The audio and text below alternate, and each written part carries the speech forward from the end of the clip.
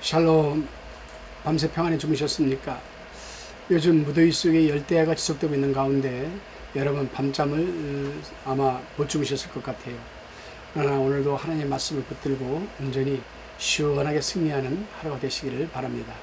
오늘은 마태복음 6장 1절로 34절의 말씀을 가지고 산상수훈의 의미 두 번째 시간을 갖도록 하겠습니다. 마태복음 6장은 신자의 생활에서 실천되는 참다운 의를 지금 기록하고 있습니다. 이 부분은 사실상 7장 12절까지 계속되며 신자와 예배, 신자와 제물, 신자와 행함 이 세 부분으로 기록되어 있습니다. 첫째는 하나님과의 관계이고 둘째는 세상과의 관계이며 셋째는 인간과의 관계입니다. 먼저 신자와 예배, 이 성도들이 드리는 예배에 대해서 우리가 본문 1절로 18절까지를 가지고 살펴봅니다. 인간이 하나님과 가지는 관계는 세상과 다른 하나님 사람들과의 관계를 결정짓기 때문에 그리스도는 예배를 먼저 다루십니다. 핵심 구절은 6장 1절이며 사상은 우리가 하나님과 가지는 관계는 비밀스러워야 하며 하나님이 보시도록 해야지 인간이 박수갈채를 보내게 해서는 안 된다는 겁니다. 즉 하나님께 인정을 받아야 된다는 얘기죠. 하나님은 인간들과 하나님으로부터 각기 상을 받음으로써 두 가지 상을 받도록 허락하지 않을 겁니다. 그러니까 우선 우리는 먼저 하나님에게 인정받고 하늘의 상급을 쌓게 되면은 인간들에게도 인정을 받게 된다. 그런 절차순의 문제입니다. 우리가 2절로 4절 보면 구제에 대한 부분입니다. 바리새인들은 구제하는 일을 널리 알리기를 무척 좋아했습니다. 마가복음 12장 38절에서 44절에 보면 기록되어 있습니다. 오늘날 사람들은 다른 사람들에게 구제를 많이 했다고 말하기를 좋아합니다. 만일 이것이 구제라고 하는 동기라고 한다면 그들은 인간들이 칭찬으로 이미 보상을 받은 겁니다. 따라서 하나님 아버지로부터는 상이 없다라는 사실을 우리는 염두에 둬야 됩니다. 그래서 주님께서는 왼손이 하는 것을 오른손이 모르게 하라고 했습니다. 두 번째 부분은 5절에서 15절까지로 기도에 대한 부분입니다. 성도들의 기도. 예수님께서는 너희가 기도할 때라고 말씀하셨으며 만일 기도한다면 무엇이라고 하지 않으셨음에 유의해야 됩니다. 주님은 우리가 기도하는 것을 기대하고 계십니다. 회심한 후에 바울은 특징 짓는 것은 그 기도 생활이었습니다. 사도행전 20장 17절을 보면 나오죠. 예수님께서는 사람들에게 보이기 위해서 그들에게 칭찬을 드리려고 기도하는 것은 결코 죄라고 강조하십니다. 기도는 하나님과의 은밀한 대화이자 교제입니다. 물론 대중기도가 여러분 성경에서 인준을 받고 있는 것은 확실합니다. 그러나 개인적으로 기도하지 않는 사람은 대중기도를 해서는 절대로 안 된다는 겁니다. 평소에 개인적으로 하나님과의 기도가 아주 긴밀하게 소통되는 사람, 이런 사람들이 대중기도를 해야지. 개인기도는 전혀 하지 않고 있다가 주일날 대중을 위해서 대표기도를 한다? 이것은 위선이죠, 위선. 예수님께서는 기도에 대한 일반적인 세 가지 잘못을 지적합니다. 곧 사람들에게 들려주기 위한 기도, 5절 6절 나오죠. 그 다음에 공허한 반복적으로 계속하는 말, 이 말하고 또 저 말했다가 또 다시 이 말하고 또 다시 저 말했다가 중언부언한 사람들 얘기하는 겁니다. 7절 8절. 그 다음에 마음의 죄를 가지고 기도하는 것입니다. 14절 15절. 마음에는 죄가 가득한데 기도를 한다? 기도가 안 되는 거죠. 그건 자기 위적 차원에서 자기 혼자 허공에 매달치는 소리밖에 될 수가 없는 거라 말이죠. 사단이 틈타기 좋은 가장 좋은 부분입니다. 하나님은 우리가 다른 사람들을 용서하시기 때문에 우리를 용서하는 것은 아니란 얘기입니다. 다만 그리스도의 피에 근거하여 용서하는 것이죠. 그러나 용서하지 않는 영은 우리 기도 생활을 방해할 것이며 그 사람이 하나님의 은혜를 이해하지 못하고 있음을 나타내는 겁니다. 6장 9절로 13절에 나오는 이른바 주기도문은 암송하여 반복하라고 주신 것이 아닙니다. 기도하는 법을 배울 수 있도록 주신 기도의 모범이죠, 모범. 그리고 이것은 가족기도입니다. 개인기도가 아니에요. 많은 사람들이 주기도문을 계속 외우세요 하는데 주기도문을 외우는 것도 아니고 개인기도가 아닙니다. 주기도문은 주님이 가지고 가족기도예요. 볼까요? 하늘에 계신 내 아버지여는 개인기도겠죠. 그러나 주기도문을 가리키는 것은 하늘에 계신 우리 아버지여라고 공동체적인 가족기도를 가리킵니다. 우리라는 단어가 자주 나오는 것에 우리는 유의해야 됩니다. 이 기도는 하나님의 이름, 그의 왕국, 그의 뜻이 이 땅에서의 필요보다 앞서는 것임을 강조합니다. 이 기도문은 주기도문은 이기적인 기도에 대해서 우리에게 경고를 하고 있는 겁니다. 16절에서 18절 말씀 볼까요? 참된 금식은 몸이 아니라 마음에서 우러나는 것이다.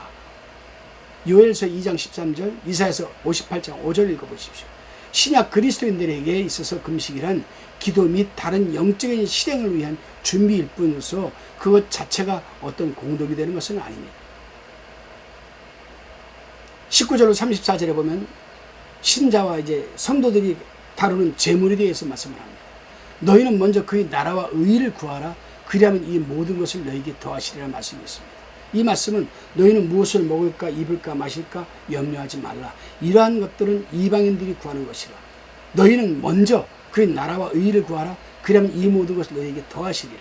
우리가 하나님 눈 뜨자마자 오늘은 뭐 먹지 뭐 입지 뭐 이런 것 생각하지 말고 눈 뜨자마자 먼저 하나님의 나라와 의의를 구해라. 그러면 먹고 입고 마시는 것은 하나님이 보너스로 더해준다는 겁니다. 33절에 기록되어 있습니다. 하나님을 우선적으로 위치에 두라는 겁니다. 그러면 물질적인 일들은 하나님께서 돌보실 것이라는 겁니다. 이제 19절로 24절에서는 성도들의 근본 원리에 대해서 말씀합니다. 그리스도께서는 몇 가지 이유를 들어서 물질을 위하여 사는 것이 왜 어리석은지를 설명하셨습니다. 한 가지는 이 세상의 물질은 지속되지 않는다는 겁니다. 유대인들 사이에서 견직물은 보물로 간주되었습니다. 보물로. 그러나 종이 못쓰게 만듭니다. 녹은 금속을 못쓰게 만듭니다. 도둑은 부유함을 훔쳐갑니다.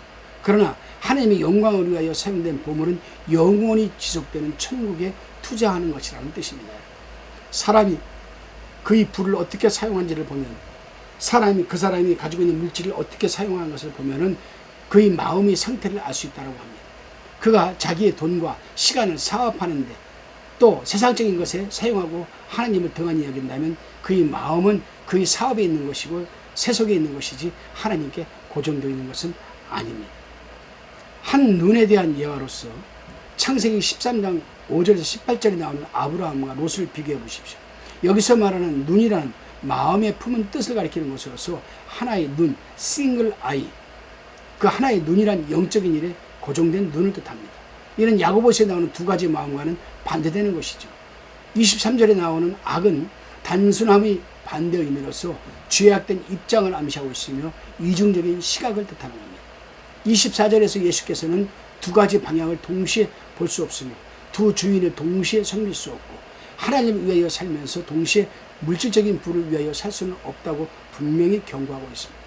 성경에서 부를 정죄하는 것은 아닙니다, 결코. 그러나 돈을 사랑하는 일과 잘못 사용하는 일은 지금 강력하게 경고하고 있습니다. 디모데전서 6장 9절로 11절의 말씀, 디모데전서 6장 17절 18절의 말씀, 히브리서 13장 5절의 말씀, 여러분 또 히브리서 16장 1절로 31절을 한번 읽어보시기 바랍니다. 이제 25절로 34절에서는 일상생활의 실천에 대해서 말하고 있습니다.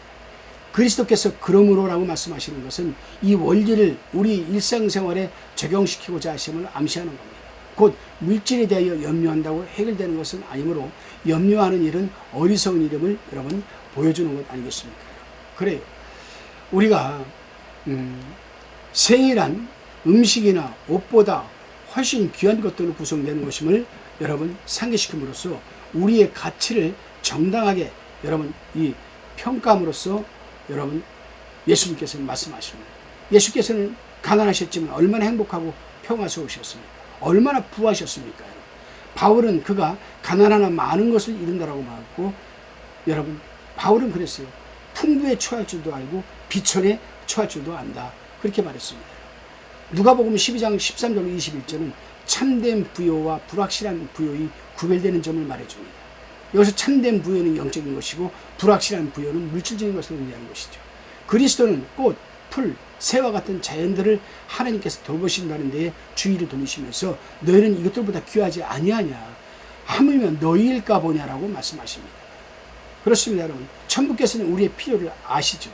그러므로 우리가 하나님을 첫 자리에 모신다면 그가 모든 필요를 충족시킬 것을 말씀하시고 계십니다. 오늘날 신자들은, 성도들은 6장 33절을 어떻게 실천할 것인가?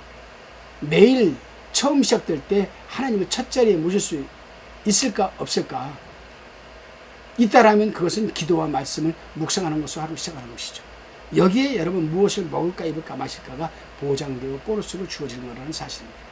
또한 하나님이 전에 성실하게 출석함으로써 한 주일이 첫 자리에 주님을 모실 수 있습니다. 매 월급날에 11조를 하나님께 바침으로써 그리고 하나님을 떠나서는 결정하지 않음으로써 선택에 있어서 하나님을 첫 자리에 모실 수 있습니다. 롯은 하나님을 떠나 결정했다가 지독한 죄를 범하며 굴속이 어둠 가운데서 종말을 맞습니다. 그는 살아가며 가족을 일으킬 장소를 선택함에 있어서도 하나님을 첫 자리에 모시지 않았습니다.